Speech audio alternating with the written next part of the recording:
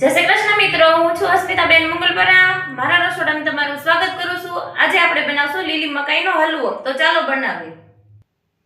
લીલી મકાઈનો હલવો બનાવવા માટે મેં 3 નંગ લીલી મકાઈ લીધી છે, ગોળ, ઘી, 1 ચમચી આપણે મલાઈ લીધી છે અને દૂધ લીધું છે. તો આપણે લીલી મકાઈને વચ્ચેથી કટ લગાવી લેશું આવી રીતે, અને બધાય બી કાઢી લેશું.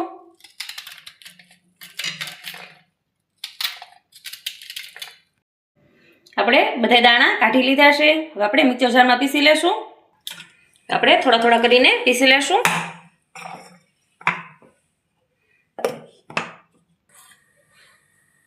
આપણે પીસીને તૈયાર કરી લીધું છે. આપણે 1 ચમચી ઘી લીધું છે, એ કડાઈમાં નાખશું. આપણે પીસીને તૈયાર કર્યું છે એ નાખી દેશું. આપણે ધીમા ગેસે શેકી લેશું.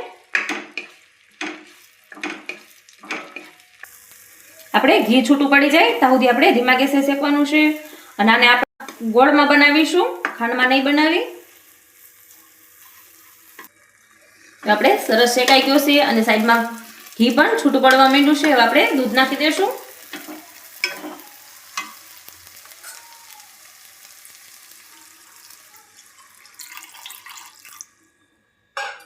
અને મિક્સ કરી લેશું. એમાં આપણે 1 ચમચી મલાઈ પણ નાખશું. મેં ફ્રેશ મલાઈ લીધી છે, એ નાખી છે. અને બધું મિક્સ કરી લેવું.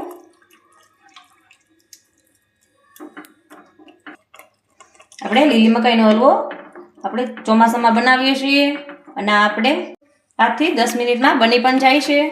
હવે આપણે ગોળ લીધો તો એ નાખી દેશું.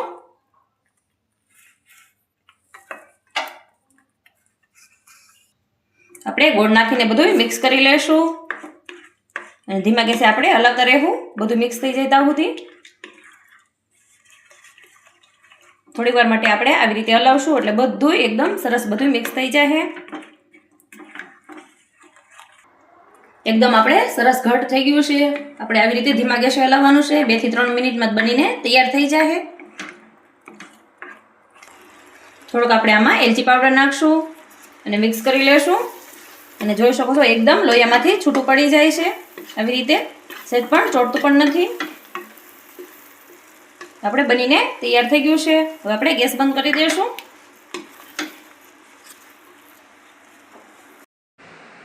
આપણે થોડી વાર માટે ઠરવા મૂકી દીધું હતું. હવે આપણે ડીશમાં સર્વ કરી લેશું.